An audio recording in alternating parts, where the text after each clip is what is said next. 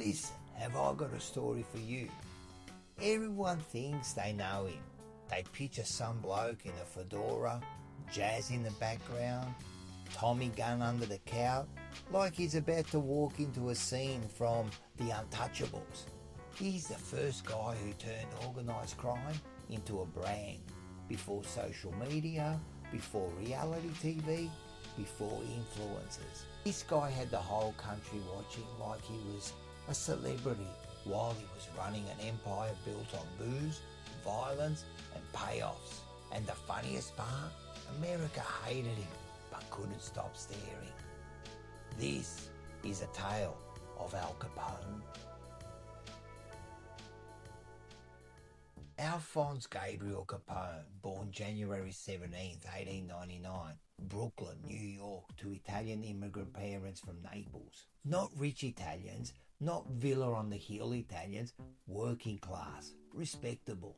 His father was a barber, his mother held the house together, like Nonna, you know, the type, runs the family with a look and a wooden spoon. Capone grows up in a neighbourhood where the streets is the real school.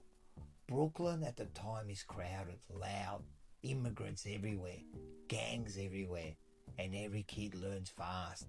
You either belong to something or you get stepped on. Al's actually not stupid. He's sharp, but he's got a temper. You know, like Uncle Mario when the espresso machine breaks. He's in school until about 14 and then, bang, he gets into a fight with a teacher. The story goes, he punches the teacher, gets suspended, and that's basically the end of his education. Capone starts running with local gangs, the kind where the job is collect money and the hobby is start problems. He's linked to the 5 Points gang world through contacts and mentors. And the most important mentor is the guy a lot of people don't talk about enough, Johnny Torrio. Torrio is like a calm Mafia professor, not a loud guy, not a show pony, a quiet operator. If Capone is a flashy sports car, Torrio is the engine. Torrio teaches him the real rules. Violence is a tool, not a personality. Money is the point. Organisation beats chaos. And you don't get emotional, because emotional gangsters end up in the ground. This is where Capone levels up from street thug to someone who can actually run things. Now, this is the origin scene that's always told, but never with the detail it deserves. Capone is working at a place called the Harvard Inn on Coney Island. Basically a gangster hangout, owned to Frankie Yale. Capone mouths off to a woman, rude, cocky, disrespectful. Her brother is Frank Galluccio, and Galluccio doesn't argue. He slashes Capone across the face with a knife. 3 cuts, deep, permanent. That's where the nickname Scarface comes from. Capone hates it. He tries to deny it. He tells people it's a war injury. But those scars do something psychological. They lock in that never be embarrassed again mentality. You can almost hear the internal voices. Nobody will ever disrespect me like that again. From that point, he's not just aggressive, he's driven. Capone's doing street crime in New York, but he's also causing trouble. Fights, heat, attention. There's pressure building. Then Torrio calls him to Chicago. And this is the part where the whole story changes, because Chicago in the 1920s is like, imagine New York but with less structure and more corruption. Chicago is a city where politics, police and the gangs are all tangled together like spaghetti. And right as Capone arrives, the perfect storm hits. Prohibition. Alcohol becomes illegal. Now listen, you ban booze in America, that's like banning pasta in Italy. It's not happening. People will find a way. So what happens? Illegal alcohol becomes the biggest business opportunity in the country. And Capone walks into it at exactly the right time. Capone and Torrio build a machine. Breweries and distilleries, smuggling routes, trucks and drivers, speakeasies everywhere, protection money, armed enforcement. This is not a few bottles under the table. This is an entire supply chain. Capone is doing what corporations do. Control production, control distribution, control retail, crush competition, pay off regulars. And Capone's genius is he understands image. He dresses sharp, he looks successful, he acts like a businessman. He wants people to see him and think, that's the guy running Chicago. And the scary part is, he's right. Capone's organisation becomes what we now call the Chicago outfit. How did he hold power? Two ways: money and fear. They bribed cops, judges, politicians. They rigged elections. They controlled unions. They owned speakeasies through fronts. And if bribery didn't work, violence did. This is where Capone's reputation grows. Not just as a criminal, but as a guy who can decide who lives peacefully in Chicago and who doesn't. And here's one of those lesser talked about details. Capone wasn't just a killer.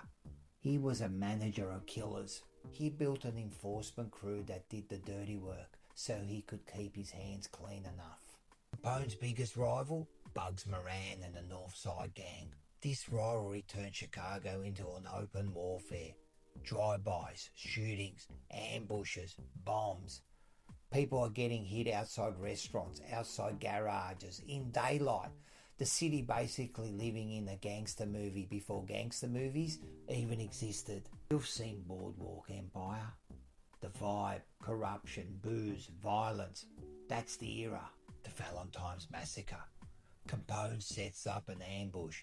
Men dressed like police line up Moran's guys against a wall in a garage and machine gun them down. 7 men die. Blood everywhere. Photos hit the newspaper. And this is the key. This isn't just gangsters dying.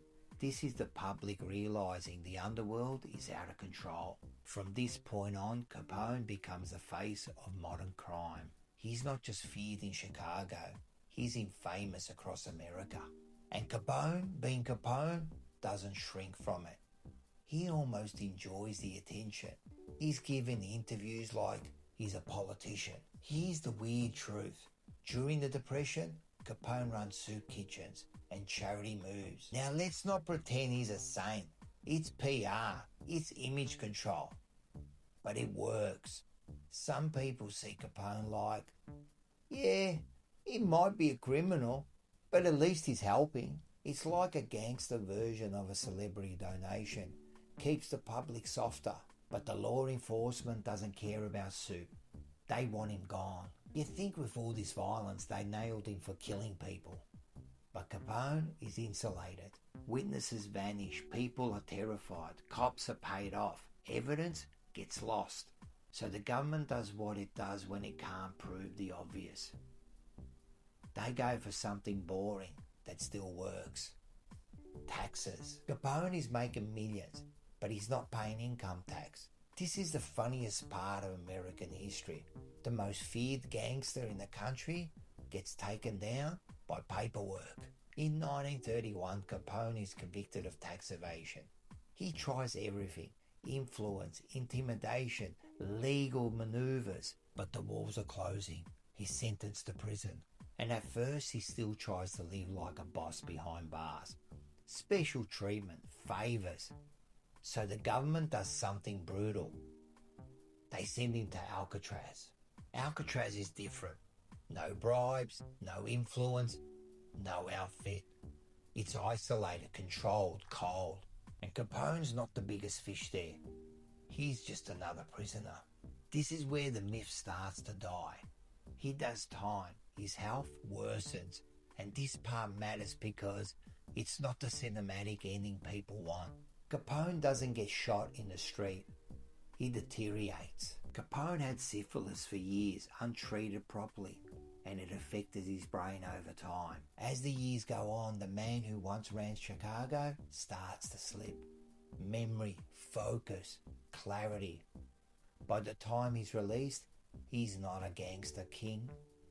He's a man fading. He ends up in Florida, out of the game, out of the spotlight, surrounded by a life he can't run anymore. And in 1947 he dies, not in a blaze, in a quiet decline.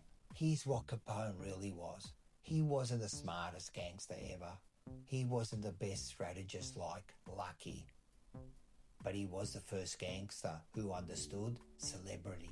He understood that fear plus fame equals power. And America helped build him because they watched, they read, they gossiped. Capone didn't just run crime, he became the symbol of it. Al Capone is the perfect gangster story because it's got everything. A poor immigrant kid, a violent rise, a city drowning in bruise and corruption, a massacre that shocks the world, a king who becomes too famous to survive, and the most American punchline ever. He didn't fall to a bullet. He fell to the taxman. This is the part where you pour yourself a scotch, light a cigar, and say, "Oh, mucker guts."